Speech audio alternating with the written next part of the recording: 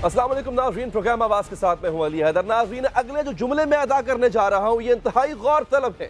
पाकिस्तानी सियासत के अगले 48 घंटे इंतहाई अहम है।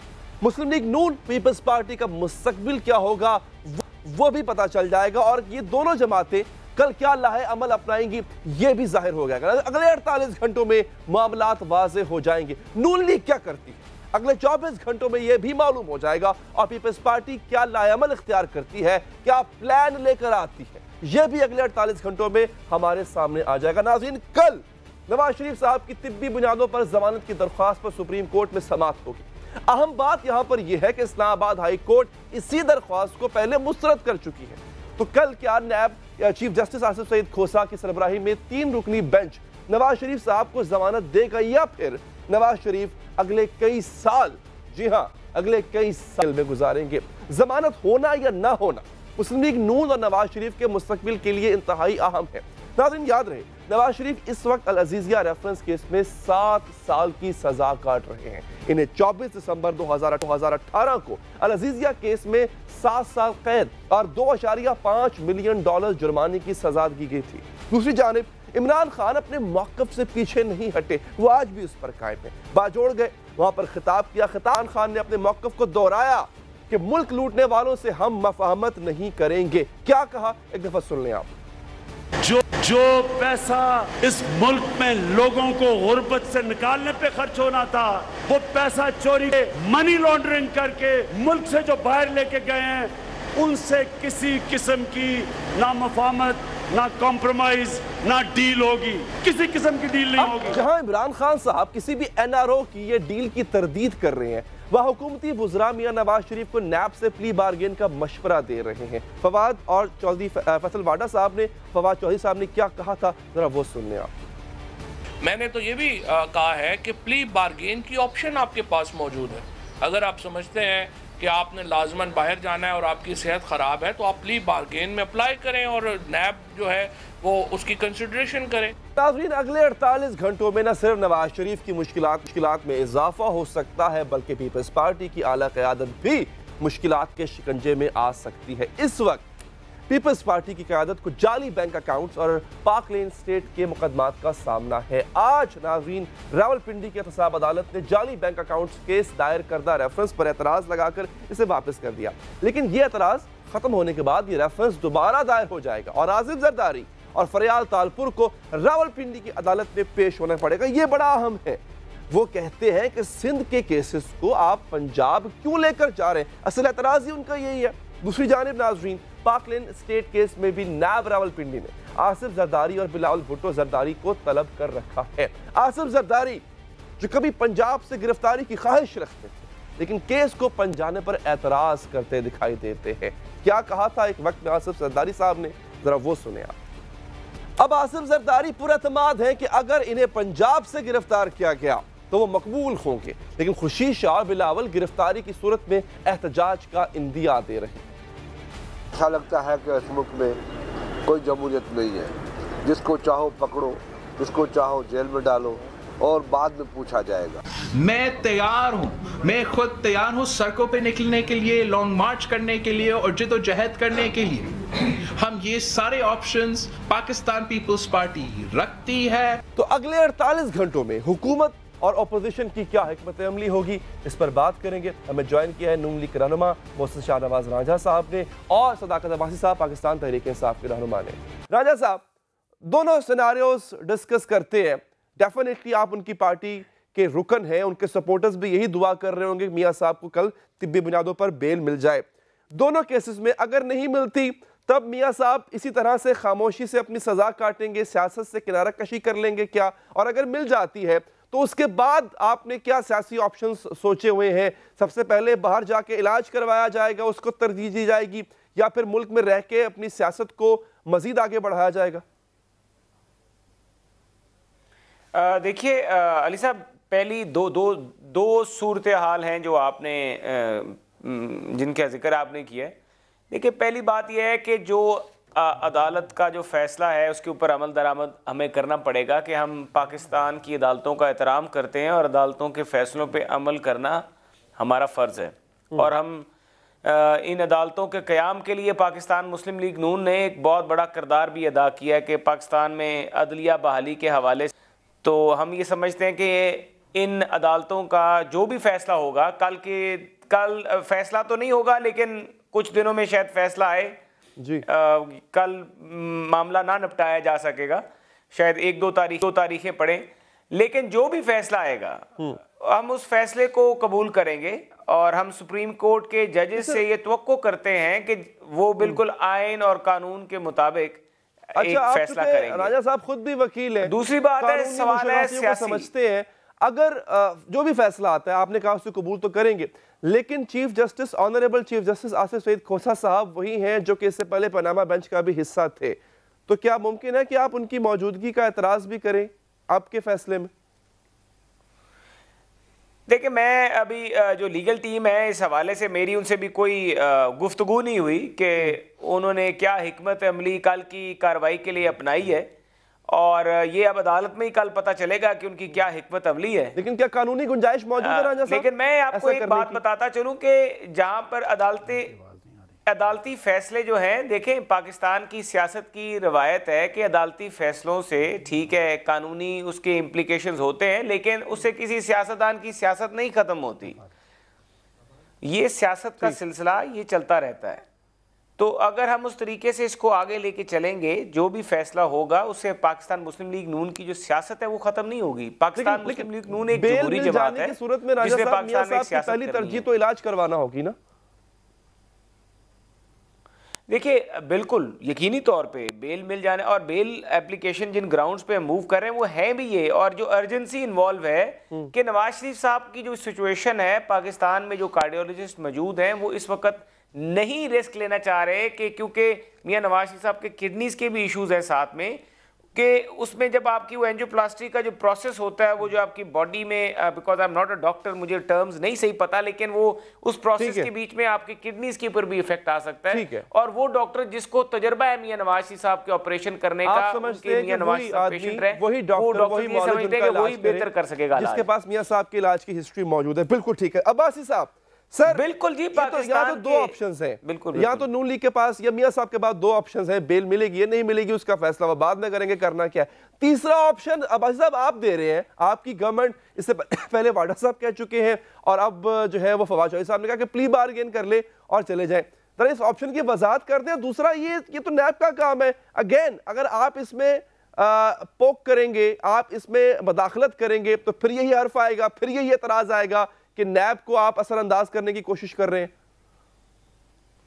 देखिए अली साहब, बात इस तरह है कि मियां साहब की सेहत ख़राब है, लिहाजा वो एक सीनियर पाकिस्तानी शहरी हैं और 2-3 दफ़ा वज़ीर आज़म रह चुके हैं, लिहाजा उनकी सेहत के बारे में तो जो भी कंसर्न है वो जेन्युइन है और वो इलाज होना भी चाहिए।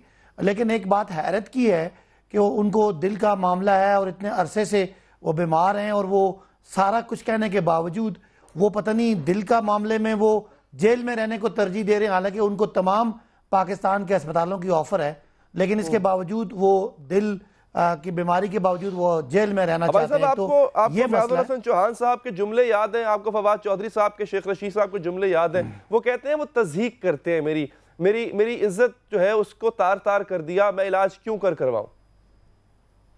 नहीं देखें, कोई अगर किसी ने अगर कोई तज़हीक कर भी दिया, पहली बात है तो वो काबिल तारीफ बात नहीं है। और अगर इसका मतलब तो नहीं खुदा न खास्ता आप अपनी जिंदगी, जैसे आप कह रहे हैं, जैसे उनके घर वाले या मुस्लिम लीग नून वाले कह रहे हैं कि वो इंतहाई खतरे की हालत में, इस वक्त उनको जेल में नहीं होना चाहिए था। बहरहाल वो कोई वजह है, वो शायद बहरहाल नहीं, वो खुद ही इस वक्त तो वो उनको पूरे पाकिस्तान में हर जगह इलाज करने की ऑफर पिछले 8-10 दिन से है, लेकिन वो तरजीह देते हैं कि शायद जेल में उनको ज्यादा कोई बेहतरी नजर आ रही है। यानी इस पर सियासत होनी चाहिए, ये कर रहे हैं, शायद ये मुल्क से बाहर जाना चाह रहे हैं। लेकिन वैसे हमारे पास एक इससे पहले भी इसहाक डार साहब भी बीमार हुए थे, दिल का मसला था, अभी तक वो ठीक नहीं हो रहे। यानी शायद इंग्लैंड में भी कुछ सहूलतें इतनी अच्छी नहीं है, पाकिस्तान में ज्यादा अच्छा था कि इनका इलाज हो जाता, लेकिन वो तरजीह देते हैं बाहर जाने को। अब हमारी हुकूमत ने इनको एक मशवरा दिया है कि वो 300 अरब रुपया है, अगर वो प्ली बारगेन कर ले तो मसला हमेशा के लिए हल हो सकता है, वरना शायद जमानत के बाद भी इनका ECL का मसला रहे, क्योंकि जमानत तो इनको जेल से बाहर जाने की है, मुल्क से बाहर जाने की नहीं। की पूरी कार्रवाई को कंट्रोवर्शियल कर देते हैं जब आप ये बताते हैं कि नैब अब अगले चंद घंटों में उसको पकड़ने जा रही है, और आपने दोबारा कंट्रोवर्शियल कर दिया ये मशवरा देके। इंतहाई अदब से कह रहा हूं, आप या आपकी हुकूमत होती कौन है नैब को ये कहने वाली कि भाई ये कर लो या वो कर लो? पहली बात यह है, अगर नैब जैसा इंडिपेंडेंट है तो ये जो पकड़े जा रहे हैं एक दूसरे के केस बनाए हुए मुस्लिम लीग नून और पीपल्स पार्टी वाले, ये हम पे तनकीद क्यों करते हैं? जब ये हमें तनकीद करते हैं तो हम पाकिस्तानी हैं, इनके नहीं सुने ना, तो हम इनको मशवरा हैं साथ साथ। नहीं, हम इनको मशवरा दे रहे हैं कि अगर आपको मुल्क के बाहर इलाज कराना है तो फिर ये जमानत का इंतजार और ये अदालतों पे दबाव और इस तरह की बातें करने की बजाय आप सीधा सीधा नैब को पैसे दें। अल्लाह ने बहुत इनको पैसे दिए, पैसे दें नैब को और प्ली बार्गेन करके मुल्क से बाहर चले जाएं। ये तो एक मशवरा है ना। जब ये मेरा ख्याल है कि मियां साहब के पास काफी वकील हैं जो उनको कानूनी मशवरा दे सकते हैं। अगर पाकिस्तान तरीके साहब ऐसे मशवरे ना दे तो उससे नैब की कम से कम जो इंटेग्रिटी है उस पर हर्फ नहीं आएगा। मैं मोहसिन साहब दोबारा आपके पास आता हूं। अगर मियां साहब के वकील इतने अच्छे होते तो मियां साहब आज जेल में ना होते, इनको पहले ही वो रिहा करा देते। तो वकील मेरा ख्याल है इनके या तो केस बड़े कमजोर हैं या इनके वकील बड़े कमजोर हैं कि इनको सजा करवा दी है। आज वो बीमार है और जेल में। राजा साहब भी वकील बैठे हुए हैं हमारे साथ। राजा साहब वकील बैठे। राजा साहब, एक तो चले वो कह रहे हैं वकील कमजोर है, हो सकता है उन्होंने ये खतीबाना जुमला कह दिया, वकील तो बड़े पाए के हैं। एक और मैं कानूनी नुक्ता आप चुके वकील हैं डिस्कस करना चाह रहा हूं। अब ये कहा जा रहा है प्रिजन रूल्स हैं जिसके मुताबिक 143 और 197 सुपरिटेंडेंट चाहे तो वो भेज सकता है किसी भी पेशेंट को जेल से बाहर कि आप इलाज करवा लो। ये ऑप्शन मियां साहब के पास मौजूद है। मियां साहब ये ऑप्शन खुद नहीं लेना चाह रहे, उनको कानूनी मुशीरों ने मशवरा ये दिया कि अगर आप ये ऑप्शन ले लेते हैं तो फिर जो बेल की अपील है वो तो रायगा जाएगी, बेल तो फिर जो है वो बिल्कुल कमजोर पड़ जाएगी वो अपील। तो मियां साहब जानबूझ के इस ऑप्शन को इस्तेमाल नहीं कर रहे कि वो बाहर चले जाएं सुपरिटेंडेंट से कह के? देखिए, ऑप्शन को इस्तेमाल जानबूझ के जो करने वाली बात है ये दुरुस्त नहीं है। मियां नवाज शरीफ साहब की जो मेडिकल हिस्ट्री है और जो उनको एक इलाज जिसकी ज़रूरत है उसको उसका जो तरीक़ाकार है या जो उसके लिए सर्विसेज चाहिए वो सर्विसेज मुख्तलिफ़ किस्म की हैं और वो या तो अवेलेबल हों उस तरह की, अगर हैं जिस तरह आपके सामने सूरत हाल है कि वहाँ पे पंजाब इंस्टीट्यूट ऑफ कार्डियोलॉजी में पहले गए, फिर वहाँ से सर्विसेज में लेके जाया गया, फिर ये एग्रीमेंट हुआ कि ये सारी सर्विसेज एक जगह पे इकट्ठी की जाएंगी लेकिन वो नहीं हो सकी। तो मियां नवाज शरीफ साहब ने बेसिकली ये कहा कि देखें आप मेरी बीमारी को मेरी कमज़ोरी बना के लोगों के आगे पेश किया जा रहा है और जो इनके वज़रा और लोगों के बयानात आने शुरू हो गए तो उन्होंने समझा कि ये तो तज़हीक की जा रही है कि बीमारी तो उसका इलाज कराना एक हर पाकिस्तानी शहरी का आईनी हक है। अगर कोई आपको बुरा भला कह रहा है वो उसका फेल है, उसकी जिद में अपनी सेहत तो नहीं बिगाड़ सकते आप। तो मसला यहाँ पे ये है कि मियां साहब की सेहत तो खराब है। अब ये सोच के कि जनाब कोई किसी ने माजी में तज़हीक की थी उसका जबर खुद पे करना ये भी ठीक नहीं है। अपने छोटे भाई पे एतमाद करें जिन्होंने पंजाब में इतने अच्छे अच्छे हॉस्पिटल्स बनाए, किसी भी अस्पताल में चले जाए। देखिए, बात यह है कि एतमाद बिल्कुल है, लेकिन क्या इस वक्त कोई पाकिस्तान का कार्डियोलॉजिस्ट, मेरी इत्तला के मुताबिक कोई डॉक्टर इस वक्त मियां नवाज शरीफ साहब का हार्ट प्रोसेस करने के लिए तैयार नहीं है। वो ये समझते हैं कि मियां नवाज शरीफ साहब की जो हिस्ट्री है, मेडिकल हिस्ट्री, उनका इल्म उनको उस तरह से नहीं है जिस तरह उनके अपने जाती मौलजों को है। सर, ये आप वसूख से कह रहे हैं राजा साहब, बेहतर होंगे मियां नवाज शरीफ साहब का इलाज करने के लिए। ये वसूख से कह रहे हैं राजा साहब कि आपने रिक्वेस्ट की, उन्होंने कहा हमने इलाज नहीं करना। नहीं, मैं देखिए जो अभी मैंने रिपोर्ट्स पढ़ी हैं उन रिपोर्ट्स में आगे से फर्दर इन्वेस्टिगेशन का बहुत जिक्र है कि जी फर्दर इन्वेस्टिगेशन करनी है, फर्दर एंजियोग्राफी करनी है, वही फर्दर एंजियोग्राफी मियां साहब करवा नहीं रहे। लेकिन एक डॉक्टर ने एंजियोग्राफी के लिए बड़ा क्लियरली लिखा, लेकिन मैं डॉक्टर साहबान के बारे में मुझे जाती इल्म है कि रिलक्टेंस है। वो रिलक्टेंट हैं, वो प्रेशर में आके अपनी एक ड्यूटी तो निभाएंगे लेकिन वो रिलक्टेंट हैं क्योंकि मियां नवाज शरीफ साहब की एक हिस्ट्री है कि ड्यूरिंग द बाईपास इनकी कॉम्प्लिकेशंस जो थी वो खड़ी हो गई थी, रेज हो गई थी और बहुत आगे चले गए थे। अल्लाह ताला मियां साहब को जिंदगी सेहत दे, जो भी मामला होता है, लेकिन उनकी जिंदगी सेहत की सबसे पहले हम दुआ करेंगे। अच्छा, दूसरी सबसे अहम बात, पीपल्स पार्टी कहती है वो सड़कों पर आएंगे, वो कहते हैं हमें दीवार से लगाया जा रहा है, हम तो बाहर आके एहतजाज करेंगे। सर, इन केस मियां साहब की बेल एप्लीकेशन रिजेक्ट होती है, मियां साहब को अपनी जो सजा है वो मुकम्मल करना पड़ती है, नून लीग भी सड़कों पर आएगी? देखिए, हम अदालत के फैसलों के पाबंद रहेंगे। हम कोई ऐसा कदम नहीं उठाएंगे जिससे ये लगे, ये तासुर पैदा हो कि हमने अदालती फैसले जो हैं उनके खिलाफ हम कोई तहरीक चला रहे हैं। बिल्कुल कतई तौर पे ये नहीं होगा।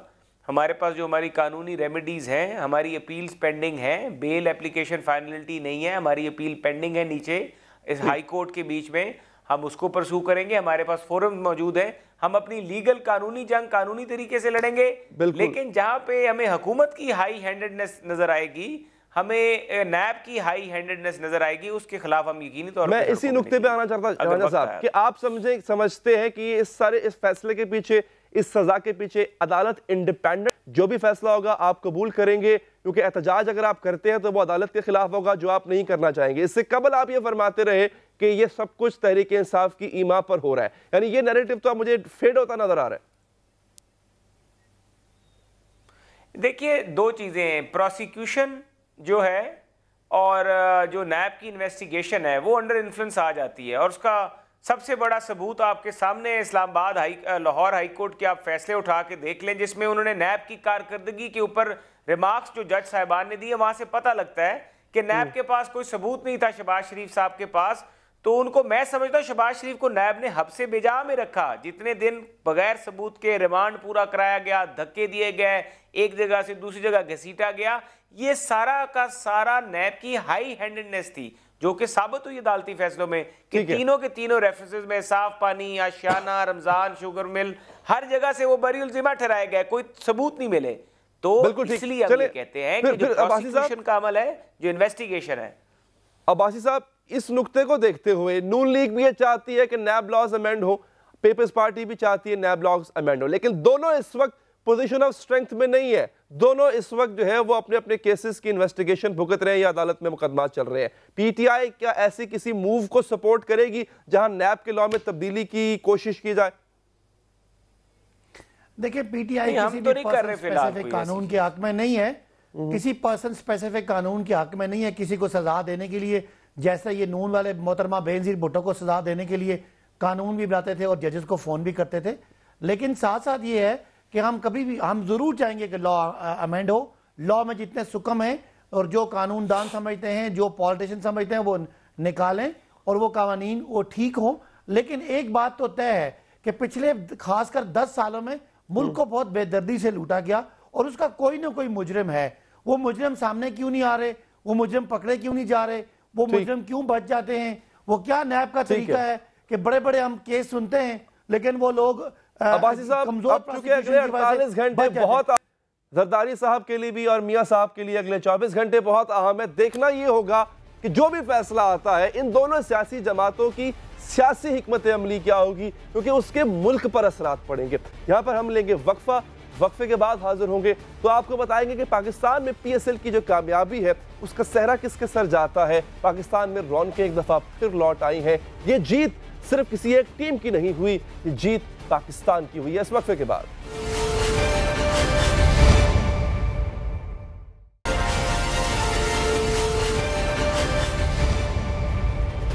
ब्रेक के बाद हाजिर है। बैनुल-अक़वामी क्रिकेट पाकिस्तान की सरजमीन से रूठी तो पाकिस्तान क्रिकेट बोर्ड ने खेल के फरोग के लिए कोशिशें तर्क न की और आखिरकार 2016 में आलमी मयार की क्रिकेट लीग मुनक्किद कराने में कामयाब हुई। और फिर वक्त ने साबित किया कि पाकिस्तान क्रिकेट लीग दुनिया की बेहतरीन क्रिकेट लीग है।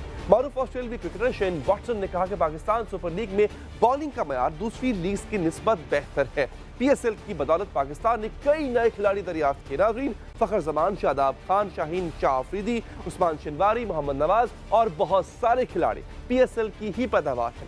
पीएसएल 4 में भी कई क्रिकेट सितारे तुलू हुए, लेकिन इनमें से 3 तेज तरीन बॉलर्स ने दुनिया भर की तवज्जो दी। मोहम्मद हसनैन ने पीएसएल 4 में कोयटा ग्लेडिएटर्स की नुमाइंदगी की। उन्होंने 151 किलोमीटर फी घंटा की रफ्तार तक बॉलिंग करवाई और फाइनल तो रहा है इनके नाम। 30 रन देकर 3 कीमती विकेटें हासिल की। इनकी तेज रफ्तारी ने सबको हैरान कर दिया। दूसरे तेज तरीन बॉलर हैं हारिस रऊफ। लाहौर कलंदर्स की टीम में आप शामिल थे। उन्होंने 149 किलोमीटर फी घंटा की रफ्तार से गेंदें फेंकी। जरा देखिए, यूनाइटेड के खिलाफ मैच में लाहौर कलंदर्स की कामयाबी की वजह हारिस रऊफ ही थे। टेप बॉल खिलाड़ी ने बॉल जो है वो क्रिकेट की जो इसमें एक तारीख रकम की कि PSL 4 में उन्होंने अपना नक्श साबित किया। और हारिस हमारे साथ आज प्रोग्राम में मौजूद भी है। हारिस, बहुत शुक्रिया आपके वक्त का। बड़ी अमेजिंग परफॉर्मेंस, नो डाउट, और इतनी तेज तरीन बॉलिंग करवाना, सामने वाले के आपने छक्के छुड़वा दिए। मैं आपकी बॉलिंग पे आता हूँ, ज़रा मुझे ये बताइएगा, जो बात हमें पता चली वो ये कि आपने पहली दफ़ा हार्ड बॉल से बॉलिंग की थी, इससे पहले आप टेप बॉल से खेलते रहे हैं। ज़रा इसके बारे में कुछ बताइएगा, आगाज़ बताइएगा आपका किस तरह हुआ। हाँ जी, बिल्कुल इस तरह ही है। पाकिस्तान के अंदर टेप बॉल में एज प्रोफेशनल क्रिकेट खेलता था और लाहौर के अंदर जो प्ले डेवलपमेंट प्रोग्राम है वहाँ से मैं सिलेक्ट हुआ था। अच्छा। और वहीं से मेरी क्रिकेट जो से हार्ड बॉल की क्रिकेट स्टार्ट हुई और फिर जिस तरह उन्होंने मुझे कॉन्ट्रैक्ट दिया, अपने कॉन्ट्रैक्ट में रखा, मुझे अपनी अकेडमी में रखा, वहाँ पे मेरी ट्रेनिंग हुई। ऑस्ट्रेलिया गया, वहाँ से भी काफ़ी कुछ सीखने को मिला। अच्छा। बस इस तरह ही हार्ड बॉल, जब ऑस्ट्रेलिया गया वहाँ से एक और मज़ीद शौक़ पैदा हुआ, जिस तरह वहाँ पे मुझे फैसिलिटीज़ दी गई, एक एज अ ट्रेनर दिया गया, उसके अलावा जो आपकी डाइट प्लान, वहाँ पे एक एज अ प्रोफेशनल क्रिकेट का मुझे पता चला यार एक डिफरेंट क्रिकेट है एज अ टेप बॉल से। तो फिर वहाँ पे एक मेहनत की मैंने, तो उसका फिर सिला जिस तरह PSL खेला, अल्हम्दुलिल्लाह, अल्लाह का शुक्र अदा करता हूँ कि जिसने इतनी तेज रफ्तार आपकी डिलीवरी है, इतनी तेज रफ्तार से आप बॉलिंग करवाते हैं। अच्छा, ये बड़ा मुश्किल काम है। हमने ये देखा है हारिस कि इतने शोएब अख्तर साहब को देख लें, इतने इंजरीज बहुत होती हैं, जो बहुत फास्ट बॉलर होते हैं जिनकी रफ्तार गेंद की डिलीवरी की वो नॉर्मल से बहुत ज़्यादा होती है, वो जिस्मानी तौर पे किसी न किसी नुकसान से 2-4 रहते हैं, इससे ज़ाया भी हो जाते हैं हमारे बॉलर्स। ये खदशा ज़हन में रखा हुआ है आपने? देखें, as a fast bowler injuries तो होती रहती हैं, और अगर आप अपनी ट्रेनिंग अपने साथ साथ करते रहें, अपने जिस तरह डाइट पे डाइट अच्छी रखें, और फिज़िकल आप अपने आप को जिस तरह जिम ट्रेनिंग होती है, ग्राउंड वर्क होता है, अगर आप वर्कआउट करते रहते हैं साथ साथ, तो आप उससे इंजरी से काफ़ी बचे रहते हैं। अगर आप ट्रेनिंग पे अगर फोकस नहीं करते, तो अगर ड्यूरिंग द सीज़न जो आप सीज़न के बगैर आप अगर अपने आप पर वर्कआउट करते रहें, तो मेरे ख्याल से अगर आप तो राना साहब के क्या तासुरात से आपके हवाले से? वो बेचारे बड़े शरीफ आदमी हैं, बड़े अच्छे आदमी हैं, लेकिन उनको हार का सामना हर दफ़ा करना पड़ता है। आपकी परफॉर्मेंस से तो काफ़ी खुश होंगे वो। जी बिल्कुल, मेरी परफॉर्मेंस से काफ़ी खुश थे, क्योंकि मैं एक एज लाहौर के अंदर जो प्ले डेवलपमेंट प्रोग्राम है उसके तहत आया हुआ था। तो उनको ज़्यादा खुशी ये थी कि चलो हमारे प्ले डेवलपमेंट प्रोग्राम देखें, जिस तरह के यंग लड़के और मज़ीद आएंगे, उनका शौक़ पैदा होगा पाकिस्तान के अंदर कि यार नहीं, अगर जिनके पास कोई रिसोर्सेज नहीं है अच्छी लेवल पे क्रिकेट खेलने के लिए, तो उनके लिए एक बेस्ट प्लेटफॉर्म है लाहौर के अंदर का जो प्ले डेवलपमेंट प्रोग्राम है। जो नए लड़के हैं उनको मज़ीद शौक़ पैदा होगा अगर मुझे देख कर, जिस तरह मेरे पास भी मैं भी एक ग्रास रूट लेवल से उठ कर आया था, जिस तरह ट्रायल दिए और सिलेक्ट हुआ, तो उनको भी शौक़ पैदा होगा, वो भी जाएंगे और हर साल जिस तरह प्ले डेवलपमेंट प्रोग्राम होता है और वो आए ट्रायल दें। मेरे लिए अभी भी हारिस ये बहुत हैरानी की बात है कि माशाल्लाह से आपने टेप बॉल के ज़रिए जो है वो ये रिकॉर्ड कायम किए कि आप बहुत तेज़ तरीन बॉल करवाते हैं, लेकिन उसके बाद जब आपने पहली दफ़ा जब आपने हार्ड बॉल पकड़ा तो उससे भी जो आपने जो बॉलिंग की वो भी कमाल थी और उसने भी सिलेक्टर्स को हैरान कर दिया। बस एक जो पेस होती है मेरी नज़र में नेचुरली होती है बंदे के अंदर, और उसमें जब मज़ीद आप अपने आप को पेस बढ़ानी होती है, उसके लिए डिफरेंट एक्सरसाइजेज होती हैं। मतलब आप एक ट्रेनर रखते हैं, उनको पता होता है कि यार आप एक एज अ फास्ट बॉलर की जो पेस इंक्रीज़ करनी है उसके लिए क्या ट्रेनिंग होती है। अगर आप वो साथ साथ ट्रेनिंग करते रहते हो तो आपकी पेस उतनी ही रहती है। जिस तरह मेरी ऑस्ट्रेलिया में ट्रेनिंग हुई, जो ट्रेनर था उसने मुझे ये बात की, अगर आपने 150 में बॉल कर दिए तो ठीक है, आप 150 की बॉल आप बोल जाओ, अब आप इतनी ट्रेनिंग करो, या मैं आपको जो ट्रेनिंग प्लान दूंगा वो ये प्लान होगा कि आप जो सा हो 10 से 12 या 14 ओवर आप 140 प्लस बॉल करते रहो। जिस तरह आप सुबह के टाइम पर आप फर्स्ट ओवर में आके जिस तरह की पेस से बॉल कर रहे थे, वो जो टर्बो मोड है उसमें कभी-कभी जाना है, वो हर वक्त 150 पे नहीं रहना, नॉर्मली 130-40 पे रहना। ये बड़ा अच्छा मशवरा दिया, बहुत शुक्रिया हारिस रऊफ आपका, and wish you very best. नाज़रीन, वक्त हुआ है ब्रेक का। ब्रेक के बाद एक ऐसे सानहे का जिक्र करेंगे जिससे पूरी दुनिया को हिला दिया, बिलखुसूस दुनिया के मुसलमानों को भी, लेकिन इसका असर यह हुआ कि वो कौमें, वो मीडिया, वो सियासतदान जो सिर्फ मुसलमानों पर दहशतगर्दी का लेबल लगाते थे, वो लेबल उतरने लग गया। किस तरह, इस वक्फे के बाद आपको बताएंगे।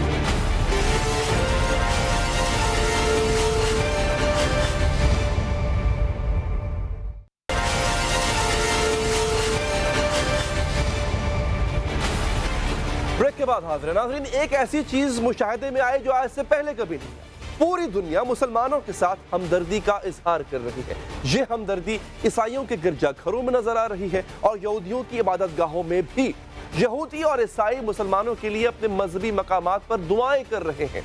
ये हमदर्दी इन 50 से ज़ायद शहादतों के बाद मिल रही है कि न्यूजीलैंड में बसने वाले मुसलमानों ने दी। नाज़रीन, जुमे के रोज जब से 50 से ज़ायद ये मुसलमान क्राइस्ट चर्च के इलाके में मौजूद मसाजिद में नमाज जुमा अदा कर रहे थे तो एक जुनूनी शख्स इन पर हमला आवर हुआ और इन्हें मस्जिद में ही शहीद कर दिया। देने वाली बात नाज़रीन यहाँ पर यह है कि ये सारे मनाजिर फेसबुक पर बराह रास्त नशर हो रहे हैं। नाज़रीन, ये कयामत का मंजर था। जिन्होंने ये वीडियोस नहीं देखी, मैं उनको सिर्फ इतना बता दूं कि इस शख्स ने अपनी बंदूक के बिल्कुल ऊपर कैमरा नस्ब किया हुआ था। जिस मुसलमान नमाजी को ये गोली मारता था उसको रिकॉर्ड करता था। बराह रास्त फेसबुक पर ये मनाजिर देखे जा सकते थे। क्राइस्ट चर्च वाक़े के बाद एक बार फिर इस बहस ने जन्म लिया है कि अगर मुसलमान कत्ल हो जाए, मुसलमानों को एक जुनूनी शख्स मगरबी ममालिक में मस्जिद में घुसकर शहीद कर दे, तो वो दहशतगर्द क्यों नहीं है?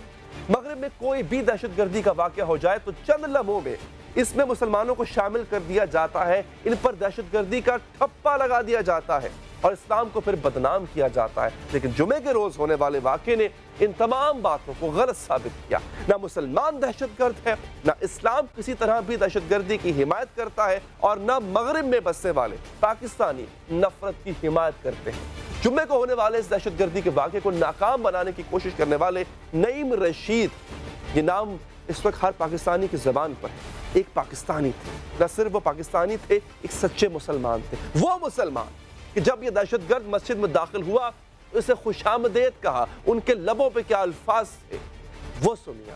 नाज़रीन, इस जुनूनी शख्स की न सिर्फ मगरबी दुनिया में बसने वाले इंसानियत पसंद लोग मजम्मत कर रहे हैं, बल्कि इनकी सफ़ों में मौजूद वो लोग जो इस दहशतगर्द की हिमायत कर रहे हैं, इन पर वो अंडे भी बरसा रहे हैं। एग बॉय आपको याद होगा, जरा वो भी देखिए। मगरिब में मुसलमानों के लिए मौजूद नफरत ये कोई नई बात नहीं है, लेकिन ये कहना भी ज्यादती होगी कि मगरबी दुनिया में बसने वाले तमाम लोग मुसलमानों से नफरत करते हैं। लेकिन जब ये इन ममालिक के सरबराहान, इनके लीडर्स मुसलमानों के खिलाफ नफरत अंगेजी करें तो ये नफरत मगरबी मीडिया में शायद सुर्खियों में उजागर होती है, हेडलाइंस बनकर आती है। तो आखिर ये नफरत कैसे खत्म होगी? क्या इसी तरह मुसलमानों को शहादतें देना पड़ेंगी ताकि वो इस बात को साबित कर सके कि वो दहशतगर्द नहीं है, वो अमन पसंद इस्लाम के मानने वाले? इस पर बात करने के लिए हमारे साथ मौजूद हैं मारूफ स्कॉलर बिलाल कुतुब साहब और स्पेशल गेस्ट हमारे आज के क्राइस्ट चर्च वाक़े में शहीद होने वाले पाकिस्तानी डॉक्टर हारून महमूद के अहले खाना, उनकी वालदा साहिबा और उनके भाई। मैं आप दोनों का बहुत शुक्रगुजार हूँ और माजरत खा भी हूँ क्योंकि मैंने आपको तकलीफ दी। जिस स्टेट ऑफ माइंड में इस वक्त हैं आप, ऐसा करना नहीं चाहिए, लेकिन आपसे बात करना और आपकी बात पूरी दुनिया तक पहुँचाना बहुत ज़रूरी है कि जो मुसलमानों के साथ हो रहा है वो बहुत गलत हो रहा है। उसमें सिर्फ एक साइड, एक तरफा कार्रवाई की जाती है, मुसलमानों को ब्रांड किया जाता है, मजलूम की आवाज़ कोई नहीं सुनता। तो आज के इस सेगमेंट में नाज़रीन हम मजलूम की आवाज़ भी आप तक पहुंचाएंगे। सबसे पहले बिलाल भाई आपसे, होता ये है एक शख्स बंदूक उठाता है, वो अगर सफ़ेद फार्म है तो उसके बंदूक उठाने को, लोगों के बेगुनाह मारे जाने को एक लोन वुल्फ का एक्ट कहा जाता है। एक ऐसा शख्स जो खुद ज़हनी बीमार था या उसे किसी बात पे गुस्सा था, उस एक शख्स का ये जो है वो एक्ट कहा जाता है। इसके बरक्स अगर कोई मुसलमान अगर किसी को मारता है या हाथ उठाता है या बंदूक उठाता है तो पहले तो पूरी मुस्लिम उम्मा उसको ब्रांड किया जाता है। उसमें कौन शामिल होता है? उसमें वेस्टर्न मीडिया बिलाल में शामिल होता है, उसमें वेस्टर्न पॉलिटिशियंस शामिल होते हैं, सब अपना अपना हिस्सा डालते हैं। ये तफरीक मुझे समझाएं, ये तफरीक क्यों है आखिर? मेरे ख्याल में ये तफरीक जो अली आप कह रहे हैं ना, ये हमारी अपनी नालायकी, हमारी अपनी जहालत या हमारा अपना बयानिया ना बनाने की वो सलाहियत है जिसमें कि जैसे आपने भी अभी लफ्ज़ इस्तेमाल किया मुस्लिम उम्मा, मुझे समझाइए कि ये मुस्लिम उम्मा उसी को आप कह रहे हैं ना जिन्होंने हिंदुस्तान को जो है वो एज अ ऑब्जर्वर बनाया और फाउंडिंग मेंबर पाकिस्तान जो है उसकी बात को नहीं माना। ये वही मुस्लिम उम्मा है जिन्होंने अपने 50 नकाती एजेंडा जो कि उन्होंने अप्रूव किया उसमें कश्मीर की हमायत और पाकिस्तान की हमायत उन्होंने नहीं की थी। वो अल्टीमेटली 50 नुकात के बाद बाद जो पाकिस्तान ने बयानिया दिया उसको इंडोर्स उन्होंने किया था। वो उम्मा जो कि हमें नजर नहीं आती, वो लफ्ज मौजूद है। लेकिन दूसरी तरफ गौर फरमाइए कि जो लफ्ज हम हमेशा एक बयानिया में बोलते रहे, मुझे लगता है कि आज वो वक्त है जो कि तब्दीली मांगता है। हम कहते हैं दहशत गर्दी का कोई मजहब नहीं होता, बिल्कुल बहुत अच्छी बात है, लेकिन कमाल बात नहीं है कि हिंदुस्तान में भी मुसलमान मर रहा है, रोहिंग्या में भी मुसलमान मर रहा है, अफगानिस्तान में भी मुसलमान मर रहा है, बोस्निया में भी मुसलमान मरा, सीरिया जो है वहां भी मुसलमान मरता है। मुसलमान या मुसलमान को मार रहा है या मुसलमान को कोई और मार रहा है। तो अगर ये मजहब का रंग नहीं है तो क्या है? इसको मेरे ख्याल में अगला रंग ये देना चाहिए कि जहालत का कोई मजहब नहीं होता, क्योंकि मुसलमान तो बेचारा गरीब मर रहा है। लेकिन दूसरी बात देखिए, इसमें मेरी और आपकी गलती क्या है? जब एक ऐसा शख्स जो कि इस तरह की दहशतगर्दी करता है, हम उसकी दहशतगर्दी के लफ्ज के लिए भी 100 दफा पूछते हैं कि जनाब मैं ये लफ्ज उसके लिए इस्तेमाल कर सकता हूं? जो इतनी सदियों से मुसलमान 70 साल से हमारी तबलीगी जमातें, हमारे उलमाए कराम, हमारे मिंबर जो काम नहीं कर सके वो 50 लोगों के खून ने करके दिखा दिया। मुसलमानों का बयानिया हमारी तरफ से कामयाब नहीं हुआ, इन शुहदा के खून से हुआ। इनका तारीख में जो नाम आएगा, मेरे ख्याल में वो नाम लेना और उसको जपना मेरा और आपका फर्ज है। बेशक बेशक, और शहीद हारून का नाम भी पहली सफों में लिखा जाएगा जब भी नाम आएगा कि इन्होंने अपना खून देके मुसलमानों को बचाने की कोशिश की थी, जो पूरी आलम में जिनको ब्रांड किया जा रहा है दहशतगर्द। बिल्कुल, शहीद हारून की वालदा हैं, उनके भाई भी हैं। मैं माँ जी हाथ जोड़ के माफ़ी भी मांगता हूँ, क्योंकि आपको जहमत देने का, आपको तकलीफ देने का कतन इरादा नहीं। आपके बेटे शहीद हुए, ये रुतबा भी किसी किसी को मिलता है, लेकिन एक बहस, एक बात, गुफ्तगू ये हो रही है कि मुसलमानों के साथ ये रवैया रवा रखा जाता है। हाँ, हमने ये देखा जो आपके बेटे के साथ या दीगर जो 50 लोगों के साथ न्यूजीलैंड में होता है, उसके बाद आंखें खुलती है मगरबी मीडिया की, उसके बाद आंखें खुलती है वहाँ के सियासतदानों की, और वो ये मान रहे हैं कि हाँ गलत हुआ। मैं आपके जख्म नहीं कुरेदना चाहता, मैं चाहता हूँ जो इस वक्त आपके दिल का अहवाल है आप वो बयान कर दें। बेटे मैं क्या बयान करूँ? मैं खुश हूँ कि रहूँ, मैं क्या करूँ? मेरा बेटा चला नहीं गया, वो चला नहीं गया, मैं उसे नहीं कहती चला गया, वो है मेरे आसपास, मुझे फील होता है। बस जो थोड़ी कमी है, मैं उसे देख नहीं सकती, मैं उसकी आवाज़ नहीं सुन सकती, मुझे अपना भी इतना फील नहीं होता जितना मुझे उसकी बीवी और उसके बच्चों का फील हो रहा है कि वो मासूम, वो क्या करेंगे, वो किसको बाप कहेंगे? वो डैड डैड करते थे, अब किसको डैड कहेंगे? इन जालिमों को ये नहीं पता कितने मासूमों का इन्होंने घर उजाड़े, कितनों को बर्बाद किए। माँ का कलेजा तो रोता है, लेकिन छोटे मासूम बच्चों का हम क्या करें? उस बच्ची को क्या कहूँ मैं, जिसको मैं लेके आई थी, कहाँ गया वो? हम ट्रिब्यूट पेश करते हैं। शहीद हारून मेरा भी भाई, आपका बेटा है, वो मेरा भी भाई है, वो बिलाल भाई का भी भाई है, इस पूरी कौम का। आज हमने इस मुल्क का परचम भी सिरनुगो है उनके लिए, और हम दुआ गो अल्लाह ताला आपको जल्द सब्र दे। माँ जी, वो PhD की डिग्री लेने गया था। अच्छा, वो ले लिए, उसने डिग्री भी ले ली है। इनॉग्रेशन 3 मई को थी। वो शहीद डॉक्टर हारून महमूद है, मैं फ़ख्र करती हूँ उस पर, मैं उसकी माँ हूँ। शहीद डॉक्टर हारून महमूद की मैं माँ हूँ। मैं और कुछ नहीं कहना चाहती। अल्लाह मियाँ, बस आप सब लोगों का शुक्रिया अदा करना चाहती हूँ। अल्लाह मियाँ मुझे हौसला। ये माएँ हैं बिलाल भाई, ये वो माएँ हैं, और जैसे जिनकी कोख से शहीद हारून महमूद जैसे बेटे वो पलते हैं, वो बड़े होते हैं। और अली, हमारे यहाँ खुदा की कसम इन माओं की कमी नहीं है जो ऐसे बच्चों को जन्म देती रहेंगी। लेकिन ये बयानिया देखिए कि जिन लोगों ने अपना खून दिया और दयारे गैर में दिया, वो पाकिस्तान के लिए दिया, इस्लाम के लिए दिया, जिसके लिए भी दिया। लेकिन ये बात जहन में रखिए कि उनकी बहादुरी और शुजात को जो हम कह रहे हैं या हम सोचते हैं कि वेस्टर्न मीडिया उठाएगा, नहीं, वो रिपब्लिकन मीडिया नहीं उठा रहा, वो उसके एंटी थीसिस में जा रहा है। वो कह रहा है जनाब आपने काम किए क्यों नहीं, सेनेटर का आपने वो बयानिया नहीं पढ़ा? उन्होंने कहा ऑस्ट्रेलियन सेनेटर के जनाब ये इनकी अपनी कमाई है मुसलमानों की। उसके बाद वो जो अमेरिकन सेनेटर है, फिर वो अंडे वाली बात आपको याद आनी चाहिए। हुजूर ये लोग अपने बयानिए पे वापस जाएंगे। जरूरत इस बात की है कि हमने अपने बच्चों को जो दर्जा शहादत दिया है, हम इनका खून रायगा ना जाने दें। ये बड़ी अहम बात है अली, खुदा के वास्ते ये कौम ये बात ये सुने। जो वहां पे मस्जिद का अगला जुमा है, वहां सऊदी अरब के बादशाह को होना चाहिए, वहां दुबई की रियासत को होना चाहिए, वहां यूएई की सारी रियासत को होना चाहिए, वहां टर्की को या पाकिस्तान को, सारे लोगों को पहली सफ में खड़े होकर नमाज जुमा अदा करनी चाहिए। यह इत्तेहाद मांगता है। जब यूरोप की गलियों में 13 गोरे मर जाते हैं तो सारा यूरोप इकट्ठा होकर सड़क पे नहीं आया था। क्या वो भूल गए? हम वो इकट्ठा इन 50 शहादतों के बाद भी अगर नहीं हो सकते तो यह फिक्र का लम्हा है बहुत ज्यादा। बहुत बहुत बेहतरीन तजवीज़ है बिलाल भाई आपकी कि सबसे पहले तो हमें इकट्ठा होना है ना। अगर हम चाह रहे हैं कि गैर हमारी आवाज़ बने, नहीं, जो पहले हमारे माउथ ऑर्गन्स हैं वो तो हमारी आवाज़ आगे लेकर चले। हमारे साथ खुर्रम साहब मौजूद हैं, शहीद डॉक्टर हारून के भाई हैं। मस्जिदों में शहीद होने की रिवायत ये कोई नई नहीं है, ये तो बरसों से चली आ रही है। वाह वाह वाह वाह अली, क्या बात, पुरानी रिवायत है ये। तो मेरे साथ खुर्रम साहब मौजूद हैं। खुर्रम साहब, क्या रिश्ता था आपका शहीद हारून से? कैसे ताल्लुकात थे? यकीनी तौर पे अच्छे होंगे, इसमें कोई शक नहीं, लेकिन अच्छी मेमोरीज को याद करने से भी दिल जो है वो बहलता है। आखिरी बार बात कब हुई आपसे? अक्सर बात होती रहती थी। मेरा और हारून का 2 साल का एज डिफरेंस था, जो कि एक एज के बाद वो भी डिफरेंस काउंट नहीं होता। भाई से ज्यादा वो मेरा दोस्त था, मेरा बहुत अच्छा दोस्त था, मेरा बहुत अच्छा भाई था। एक ही भाई था मेरा, जिसके साथ सारा मेरा बचपन गुजरा। उसके साथ अब सारे हम आपके भाई हैं। मेरी जवानी। जी जी जी जी बिल्कुल बिल्कुल आप सही कह रहे हैं। मुझे हारून ने इस तरह से जामे शहादत नोश करके जो आप लोगों का प्यार जो दिलवाया है, वो really it is really commendable.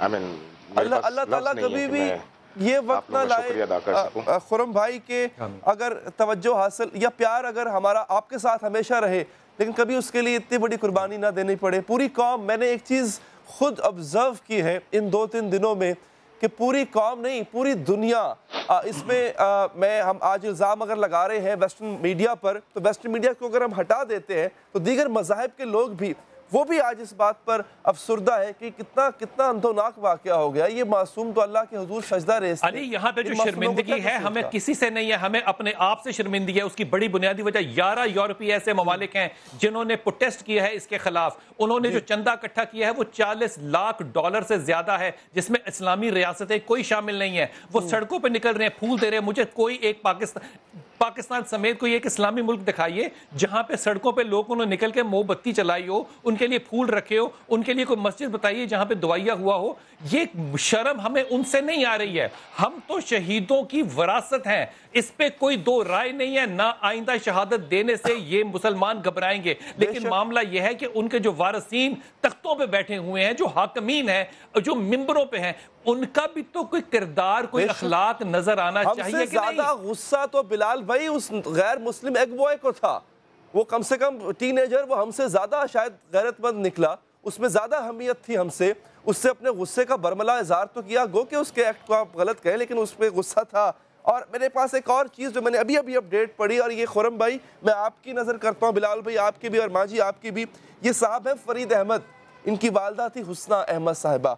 ये अपने इनके जो शौहर हैं वो अपाहज, तब शूटिंग हो रही थी, ये अपाहज थे।